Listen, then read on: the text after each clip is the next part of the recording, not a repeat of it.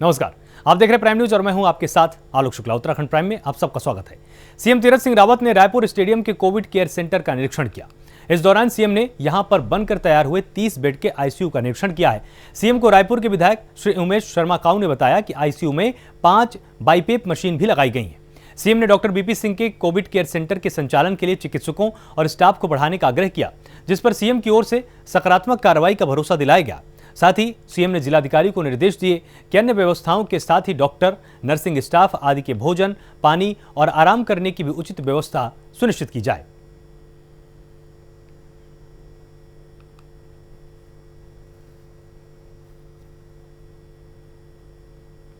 तो डीएम को व्यवस्थाएं दुरुस्त करने के यहां पर निर्देश मुख्यमंत्री द्वारा दिए गए हैं। साफ कहा गया है कि कोविड केयर सेंटर में जिस तरह की भी अव्यवस्थाएं उनको तुरंत दूर किया जाए, किसी भी तरह की कमी सामने नहीं आनी चाहिए। हर किसी की जान बचाना कोविड केयर सेंटर की प्राथमिकता होनी चाहिए। अगर हो सके तो होम आइसोलेशन में भी लोगों को प्राथमिकता दी जाए। वहीं डीजीपी अशोक कुमार ने पुलिस मुख्यालय में प्रेस वार्ता की है, जिसमें उन्होंने कोरोना वायरस महामारी से भयावह होते हालात के बीच कोविड के नियम तोड़ने वालों के खिलाफ की गई कार्रवाई की जानकारी दी है। उन्होंने बताया कि राज्य में कोरोना दिशा निर्देशों का उल्लंघन करने पर लोगों के बड़ी संख्या में चालान काटे जा रहे हैं। अब तक कोरोना नियमों का पालन नहीं करने पर 2 लाख से ज्यादा लोगों का चालान काटा गया है। उन्होंने यह भी कहा कि इससे 3.5 करोड़ से ज्यादा का जुर्माना वसूला गया। इसके साथ ही कोविड-19 दवाइयों की कालाबाजारी कर रहे लोगों के खिलाफ भी कार्रवाई की जा रही है। अब तक ऐसे 25 लोगों को गिरफ्तार कर जेल भेज दिया गया है। आपको बता दें कि उत्तराखंड में कोरोना संक्रमण तेजी के साथ फैल रहा है। राज्य में गुरुवार को रिकॉर्ड 8,517 नए मरीज मिले हैं, जिसमें 151 की मौत हो गई।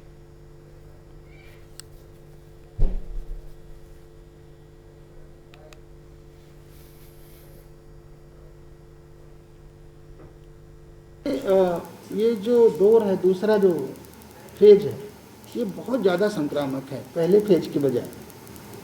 मेरे विचार में पहले फेज में ऐसे केसेस भी थे कि परिवार में कोरोना आया किंतु सबको नहीं आया, किंतु इस बार आ गया तो 100% को आना ही है। और संभावना है कि पड़ोसी को भी आ जाए। पिछली बार यंग लोगों को अफेक्ट नहीं कर रहा था, ज़्यादातर बड़े लोगों में, इस बार यंग लोग भी पकड़ रहे हैं। तो ये जो स्ट्रेन है, इतना तो साइंटिफिकली हेल्थ वाले ही बता सकते हैं, पर इतना ज़रूर है कि बहुत ज़्यादा खतरनाक है, बहुत ज़्यादा स्प्रेड कर रहा है। तो इसलिए जो नंबर्स हमने उम्मीद लगाई थी कि भाई जो कर्फ्यू लगेगा तो उससे कम होंगे, कंट्रोल होंगे, तो अभी तक नहीं हो पाया है। तो ज़रूर वही यही कह सकते हैं भाई संक्रमण की दर बहुत ज़्यादा है। और कहीं ना कहीं ये भी है, मैं लोगों से भी अपील करूँगा कि इसके बावजूद, इतना कुछ होने के बावजूद, इतने ज़्यादा डेथ रेट होने के बावजूद भी कुछ लोग हैं जो अभी भी नहीं समझ रहे। भाई आप राशन लेंगे तो क्या रोज़ राशन देने 4 बार जाएंगे? आप हफ्ते 10 दिन का राशन तो एक बार में ले ही आते हैं ना। तो ये मेरे को नहीं समझ आया कि लोगों में जो एक अपनी ओर से समझदारी आनी चाहिए। अब तो जनता कर्फ्यू लगना चाहिए, पुलिस के डंडे की ज़रूरत ही नहीं होनी चाहिए, पुलिस के चालान की ज़रूरत ही नहीं होनी चाहिए। तो अभी तो हम यही कह सकते हैं कि अत्यधिक संक्रामक है ये वायरस और इसलिए नंबर्स बढ़ते जा रहे हैं।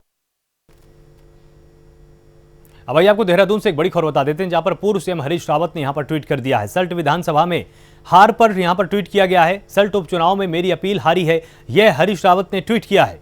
बीजेपी को धनबल सहानुभूति ने जिता दिया है, यह भी हरीश रावत ने यहां पर अपने ट्वीट के माध्यम से साझा किया है। इन्होंने कहा कि सल्ट विधानसभा में हुई चुनावी हार पर मंथन चल रहा था। यह स्पष्ट है कि चुनाव में सल्ट की चैली का नारा और उत्तराखंडियत के साथ इस चुनाव को जोड़ने का प्रयास करती हुई मेरी अपील हार चुकी है। सल्ट विधानसभा उपचुनाव में भाजपा का संगठन अकूत धन के साथ साथ सहानुभूति का फैक्टर जीता है।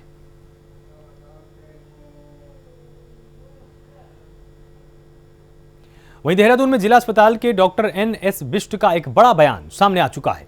कोरोना की दूसरी लहर से ज्यादा खतरनाक है तीसरी लहर, यह उन्होंने बयान दिया। और साथ ही यह भी कहा कि सरकार को बुजुर्गों को नहीं, पहले युवाओं को लगानी चाहिए थी वैक्सीन। यह उन्होंने साफ किया कि पहले बुजुर्गों को प्राथमिकता नहीं देनी चाहिए थी। वैक्सीन की मियाद पर भी सवाल उठाए। तीसरी लहर आने से पहले बुजुर्गों को एक बूस्टर डोज की जरूरत है, यह भी उन्होंने कहा। कोरोना की थ्योरी समझने में कहीं गलती तो नहीं कर दी गई है।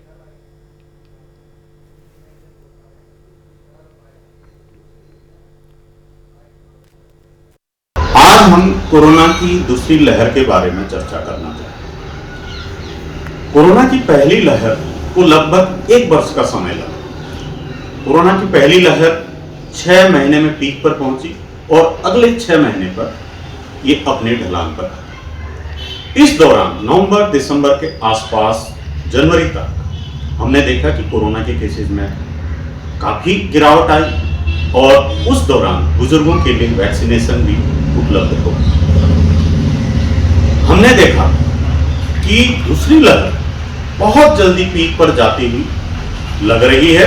इस बार इन्फेक्टेड लोगों की संख्या, संक्रमित लोगों की संख्या बहुत ज्यादा है और मरने वालों की संख्या उसी अनुपात में ज्यादा है, यानी कि केस फेटेलिटी रेशियो पहले की तुलना में शायद ज्यादा बड़ा हो, लेकिन लगभग अभी तक बराबर भी है। खबर उत्तरकाशी से है, जहां कोविड व्यवस्थाओं के लिए जिले के प्रभारी बनाए गए स्वामी यतीश्वरानंद ने जिला अस्पताल सहित अन्य स्वास्थ्य केंद्रों की व्यवस्थाओं का जायजा लिया। उन्होंने अस्पतालों में ऑक्सीजन की कमी न हो, इसके लिए समय पर डिमांड भेजने को कहा है। साथ ही जिला अस्पताल के ऑक्सीजन प्लांट को शीघ्र चालू करने के निर्देश भी दिए गए।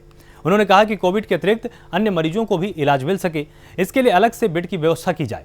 अधिकारियों के साथ बैठक में उन्होंने कहा कि इस महामारी से निपटने में नर्स, डॉक्टर आदि स्टाफ की कमी नहीं होनी चाहिए। जरूरत पड़ने पर डीएम अपने स्तर से नई भर्ती करा सकते हैं।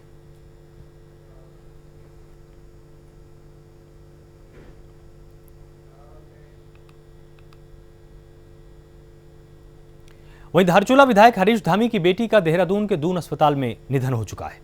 पूजा धामी हरीश धामी की बड़ी संतान थी। अचानक तबीयत खराब होने पर उनको अस्पताल ले जाया गया, जहां इलाज के दौरान उनकी मृत्यु हो चुकी है। मौत की वजह हार्ट अटैक को यहां पर बताया गया है।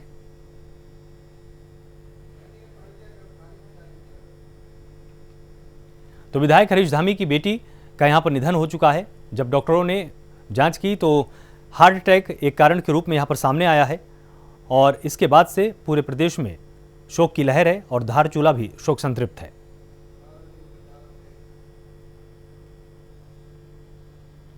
आदर्श औद्योगिक संस्था ने डोईवाला हॉस्पिटल में कोविड जांच कराने आने वाले लोगों के लिए अलग से जांच की व्यवस्था करने की मांग की है।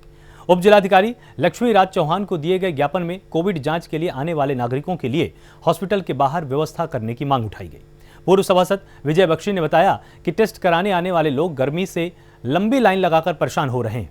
इतना ही नहीं, बुजुर्गों को भी धूप में खड़े होकर परेशानियों का सामना करना पड़ता है। मरीजों की संख्या बढ़ने की वजह से सोशल डिस्टेंसिंग का पालन भी नहीं हो पा रहा है। शिविर के बाहर सैनिटाइजर की व्यवस्था करने की भी मांग उठाई गई, जिससे हॉस्पिटल में आने जाने वाले अन्य मरीजों को संक्रमण से बचाया जा सके। उप जिलाधिकारी लक्ष्मी राज चौहान ने जल्द ही कार्रवाई का आश्वासन दिया है।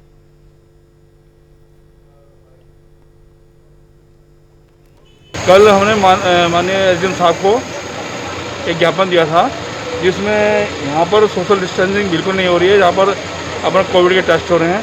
हमारी मांग ये थी, कृषि भवन खाली बगल में है, इसमें छाया भी है, सब कुछ है, पेड़ लगे हैं, ताकि लोगों को राहत मिल सके।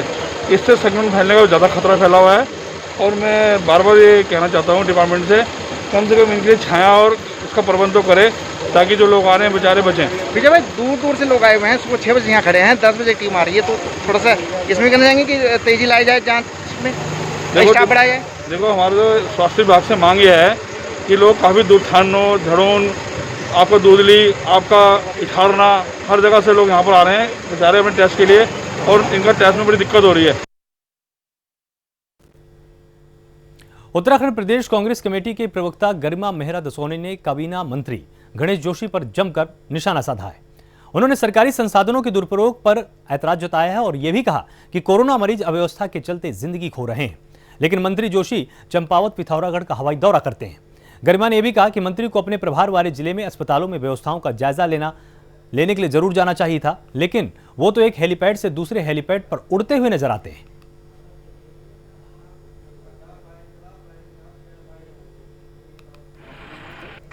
आज सुबह हमें कस्बा सतपुली से एक बुजुर्ग की मृत्यु की सूचना उनके परिजनों द्वारा दी गई थी। चमोली में कोरोना का कहर लगातार बढ़ता जा रहा है, जहां कोरोना के 348 नए मामले सामने आए। इनमें सबसे अधिक 92 मामले जोशीमठ से हैं। यहां अब तक कोरोना पॉजिटिव का आंकड़ा 250 को पार कर चुका है। बावजूद इसके बाजारों में भीड़ थमने का नाम नहीं ले रही।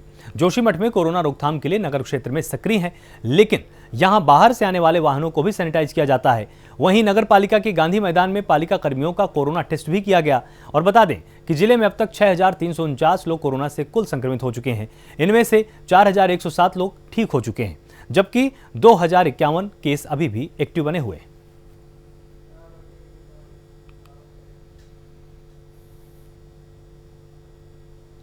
पौड़ी जिले के भैंसवाड़ा गांव में 2 व्यक्तियों पर भालू ने अचानक हमला कर दिया, जिससे दोनों युवक गंभीर रूप से घायल हुए हैं। दोनों को अस्पताल में भर्ती कराया गया है, जहां एक की हालत नाजुक बनी हुई है, जिसका लगातार इलाज अस्पताल में किया जा रहा है। तो 2 युवकों पर भालू ने यहां पर हमला किया है। दोनों युवक गंभीर रूप से इस हमले के दौरान घायल हो चुके हैं और अस्पताल में इनको भर्ती कराया गया है। एक की हालत गंभीर बताई जा रही है। ये अभी सरकारी व्यवस्था जो भी है वन विभाग के लिए भी तो सभी जगह सूचना भेज दी। अभी तक वहाँ से भी कोई सूचना नहीं आई उनकी। और यहाँ पर हॉस्पिटल के कर्मचारी जो भी आप लगे हुए हैं वो अपने उसमें लगे हुए हैं काम पे। अच्छा, तो यहाँ पे जो ट्रीटमेंट चल रहा है तो किस तरह से चल रहा है? ये ट्रीटमेंट अभी ठीक ही चल रहा है उनका। उन्होंने फटाफट जो भी अपना क्या स्थिति है यहाँ पे उनके? स्थिति तो एक तो खतरे से वो है। एक तो यहाँ से रेफर करके बाहर ले जा रहे हैं। क्या नाम है इनका घायल का? ज्यादा जो अनूप सिंह नेगी है। वन विभाग की तरफ से अभी कोई सूचना नहीं आई। सरकारी गाड़ी एम्बुलेंस वगैरह से आया? कैसा कुछ नहीं, प्राइवेट गाड़ी बुक करके लाई गाँव से। है बंगलों के जो ऊपर जंगल है उसमें उसमें हमला किया है 2 लोगों में।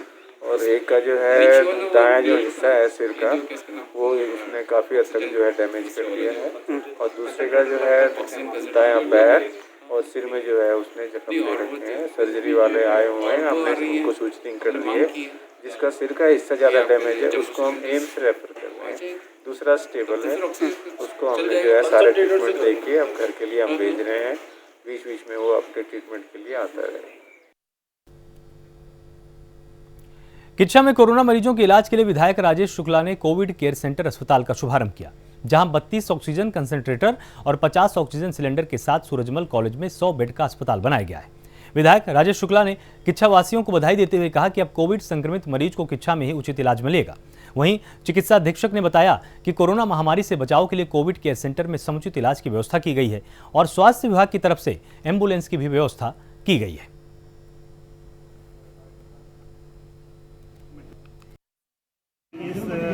सूरजमल ट्रस्ट की ओर से जो ये बिल्डिंग जो उनका एक तरह से आयुर्वेदिक मेडिकल कॉलेज के रूप में यहाँ बना हुआ है, उसको इन्होंने पहले ही प्रपोज कर रखा है कि इसको कोविड सेंटर के रूप में आप इस्तेमाल करें। पिछली बार भी हमने इसको लिया था लेकिन आवश्यकता नहीं पड़ी, क्योंकि इस बार स्ट्रेन बड़ा था, लहर बड़ी थी, बहुत लोग काल कवलित हुए हैं, बहुत बीमार पड़े हैं।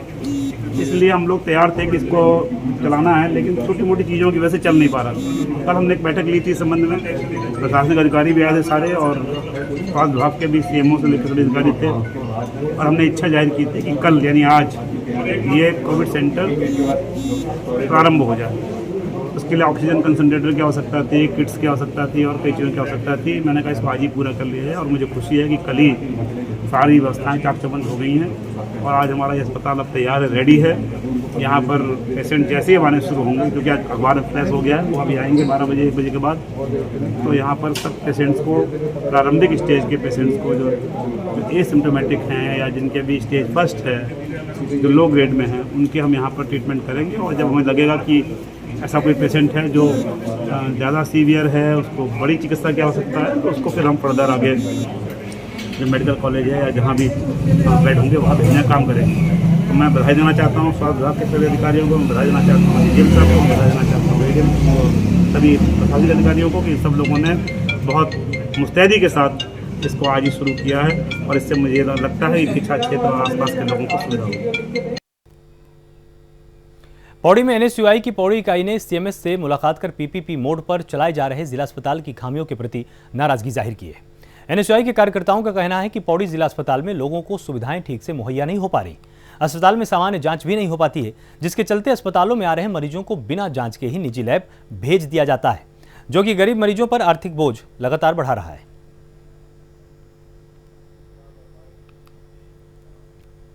एनएसयूआई पौड़ी द्वारा सीएमएस सर से मुलाकात की गई। हमें बहुत दुख है कि जैसे पहले आपको पता है कि सरकारी अस्पताल, जिला सरकारी अस्पताल पौड़ी में था, उसकी खराब स्थिति थी, लेकिन इंद्रेश की निजी हाथों में आने के बावजूद भी ये और ख़राब हो चुका है।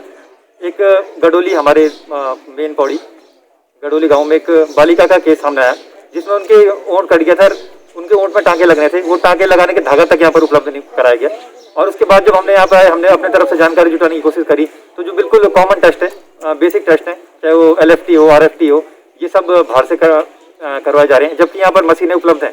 तो ये एक सोचने का विषय है। बहुत स्थिति खराब है, जनता की वैसे हालत खराब है, कोविड की वजह से सामान्य जनता पहले से परेशान है, गरीब होता जा रहा है। तो इस तरीके के अस्पताल में जो ये खामियां आ रही है, इसका हम कड़ा विरोध करते हैं और अगर जल्दी इनमें सुधार नहीं किया गया तो हम हमारे संगठन द्वारा, हमारे कांग्रेस संगठन द्वारा कोई ना कोई कार्रवाई करने की जरूर कोशिश की जाएगी। नहीं है, हमारे पास जो है बिल्कुल पर्याप्त मात्रा में सब कुछ है, टांके वगैरह सब लगे हैं हमारे पास। और जो है अगर उन्होंने किसी से मंगवाया है तो ये बहुत ही गलत है और ये आज ही मेरे संज्ञान में आया है। मैं आज इनसे जो है पूछूंगा कि भी किस वजह से जो है इनके द्वारा, बल्कि जो है हम ये लोगों से ये कहते हैं कि वायदी भी अगर ये लोग कहते हैं कि जो है अगर ये चीज़ बाहर से हो रही तो लोगों को पूछना चाहिए भाई क्यों।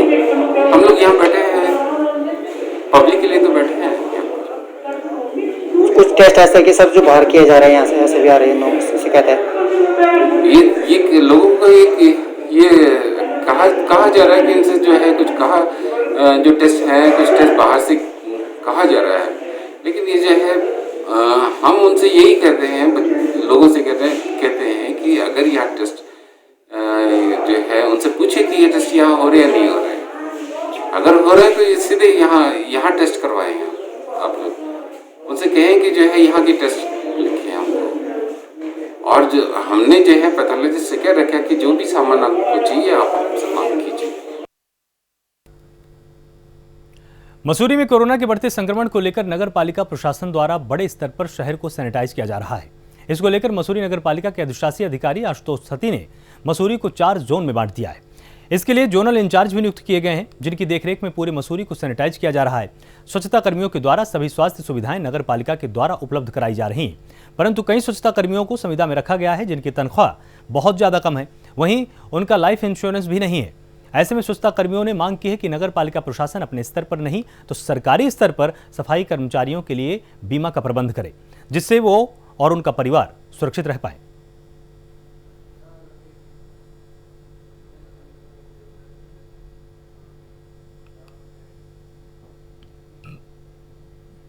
रुड़की में बढ़ते कोरोना मामलों को देखते हुए पुलिस प्रशासन अब और भी ज्यादा सख्त हो चुका है। पुलिस ने अब सड़कों पर बिना किसी वजह घूमने वाले लोगों पर सख्ती दिखानी शुरू कर दी है। इसके चलते पुलिस बल अब सख्ती के साथ सड़कों पर उतर आया है। बता दें कि रुड़की क्षेत्र में लगातार कोरोना के मामले बढ़ते जा रहे हैं, जिससे चलते प्रशासन ने क्षेत्र में कर्फ्यू लगाया हुआ है। इस कर्फ्यू में सिर्फ जरूरी सामानों की दुकानों को छोड़कर अन्य सभी तरह की दुकानें बंद रखने के आदेश दिए गए हैं, लेकिन फिर भी कुछ दुकानदार अपनी दुकानें खोल रहे हैं। ऐसे दुकानदारों पर पुलिस ने सख्ती दिखानी शुरू कर दी है। इतना ही नहीं, पुलिस ऐसे दुकानदारों के खिलाफ मुकदमा भी दर्ज कर रही है और बिना किसी कारण के सड़कों पर घूम रहे लोगों के खिलाफ भी पुलिस चालान काटकर कार्रवाई कर रही है। बजे बाद कोरोना कर्फ्यू लागू किया गया है, सारी दुकानें बंद हैं, उसमें केवल मेडिकल की दुकानों को छोड़ करके। इसी क्रम में इन्फोर्समेंट के लिए सारे पुलिस बल के साथ हम लोग निकले हुए हैं। इसमें बड़े व्यापारियों को सहयोग मिल रहा है, लेकिन कुछ छोटे व्यापारी जो विशेषकर ठेली वाले हैं, ये लोग थोड़ा सा दिक्कत कर रहे हैं, तो इन लोगों को भी चालान करते हुए कार्रवाई करते हुए इन्फोर्समेंट कार्रवाई की जा रही है। मसूरी में ज्यादा दामों पर सामान बेचने और जमाखोरी करने को लेकर लगातार कार्रवाई की जा रही है। अधिशासी अधिकारी आशुतोष सती ने मसूरी की विभिन्न दुकानों की चेकिंग की, जिसमें कई दुकानों पर सामान की रेट लिस्ट न मिलने पर उनको चेतावनी दी गई। अधिशासी अधिकारी आशुतोष सती ने कहा कि सभी दुकानदारों को अपने सामान की रेट लिस्ट दुकान पर लगाना अनिवार्य है और जो भी दुकानदार रेट लिस्ट नहीं लगाएगा उस पर कोविड के नियमों के तहत कार्रवाई की जाएगी। उन्होंने ये भी जानकारी दी कि कई लोग कोरोना काल में फायदा उठाकर अपने सामान को ज्यादा रेट पर बेच रहे हैं, जिसके विरुद्ध दंडात्मक कार्रवाई जरूर की जाएगी। जैसे आपको पहले भी पता है, रेट लिस्ट जो सब्जियों की है, जो डेयरी का सामान है, उसके लिए लगातार हम लोग प्रयास कर रहे हैं कि जो ओवर रेट और ओवर चार्जिंग ना हो, तो इसके तहत लगातार कार्रवाई की जा रही है। हम लोग निरंतर तौर से मॉनिटरिंग कर रहे हैं कि जो भी सामान हो, लोगों जो कस्टमर्स हैं, स्पेशली जो गरीब लोग हैं, उनको ब्लैक मार्केटिंग और ये जो काला बाजारी होती है, ये सब मसूरी में ना देखने को मिले। इसी के तहत जो है कार्रवाई की जा रही है। कई लोगों को मास्क भी बांटे और आपने मास्क के लेकर अवेयर भी करे कि गंदे मास्क ना पहने। और जी देखिए, ये एक सबसे बड़ी समस्या भी है और ये सबसे बड़ा बचाव भी है। तो अवेयरनेस के तहत ये है कि सभी लोग जो हैं कृपया मास्क ज़रूर पहनें और अपने मास्क को बदलते रहें, क्योंकि मास्क जो ये ट्रिपल लेयर मास्क होते हैं, ये जनरली फॉर 1 डे यूज़ के लिए होते हैं। तो इसके तहत जितने भी हमारे लोग, हम कोशिश कर रहे हैं कि जिनके पास नहीं है उनको हम खुद से प्रोवाइड करें, लेकिन आपके माध्यम से मैं सभी से निवेदन करना चाहूँगा कि कृपया मास्क जरूर पहनें। जब भी आप सामान लेने के लिए, आवश्यक काम के लिए घर से बाहर निकलते हैं तो बिना मास्क के कृपया ना निकलें। कई लोगों को चेतावनी दी है, तो क्या अगर ये चेतावनी के बाद भी नहीं माने तो फिर सख्त कार्रवाई अमल में लाई जाएगी? जी देखिए, निश्चित रूप से, क्योंकि हमारा उद्देश्य है कि चेन ऑफ ट्रांसमिशन को रोका जाए और इसके लिए हमें जो भी करना पड़े उसके लिए हम लोग करेंगे। लेकिन पहले हमारा उद्देश्य ये है कि लोगों को अवेयरनेस के माध्यम से, चेतावनी के माध्यम से लोग मान जाएं, लेकिन अगर कोई नहीं मानता है तो डेफिनेटली पेनल एक्शन लिया जाएगा। सितारगंज में सरसों के तेल में मिलावट की शिकायत के बाद संयुक्त टीम ने सितारगंज शहर के खटीमा रोड पर एक गोदाम में छापेमारी की है। गोदाम से टीम को एक्सपायरी डेट के टिन मिले हैं। बता दें कि तहसीलदार परमेश्वरी लाल, फूड निरीक्षक आशा आर्य, एसएसआई सुधाकर जोशी, राजस्व उप निरीक्षक शेखर आर्य की टीम ने सरसों तेल के थोक विक्रेता के गोदाम में छापेमार कार्रवाई की है। व्यापारी सरसों तेल बिक्री का लाइसेंस टीम को नहीं दिखा सका। टीम ने सरसों तेल के नमूने जांच के लिए उठा लिए।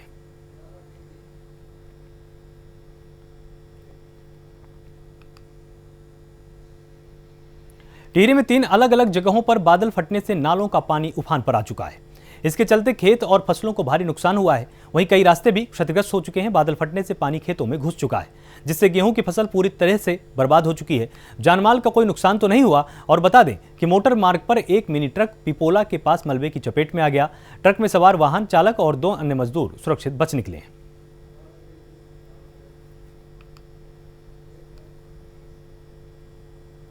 टिहरी में भारी बारिश के चलते जंगल का मलबा मुख्य बाजार के घरों और दुकानों में भी जा घुसा है। भारी बारिश के बाद आए मलबे ने घनसाली मुख्य बाजार के व्यापारियों का काफी नुकसान किया है। दुकानदारों ने बताया कि दुकानों गोडाउनों में मलबा ही मलबा भर चुका है। इसके चलते व्यापारियों को काफी नुकसान भी हो रहा है। वहीं दूसरी ओर घनसाली की पिपोला गांव और नैलचामी में भी बादल फटने से किसानों को भारी नुकसान हुआ है। फसलें भी तबाह हो चुकी हैं। हर तरफ से नुकसान की तस्वीरें सामने आ रही हैं और लेकिन गनीमत इस बात की है कि किसी भी तरह की जनहानि नहीं हुई है। उत्तरकाशी के बड़कोट तहसील के बनाल क्षेत्र के कई गांवों में ओलावृष्टि से भारी नुकसान हुआ है। ओलावृष्टि से सबसे अधिक नुकसान सेब, नाशपाती, खुमानी, आड़ू, चुल्लू की बागवानी करने वाले काश्तकारों को हुआ है। वहीं किसानों की फसलों को भी भारी नुकसान पहुंचा है। किसानों ने प्रशासन से मुआवजे की मांग की है।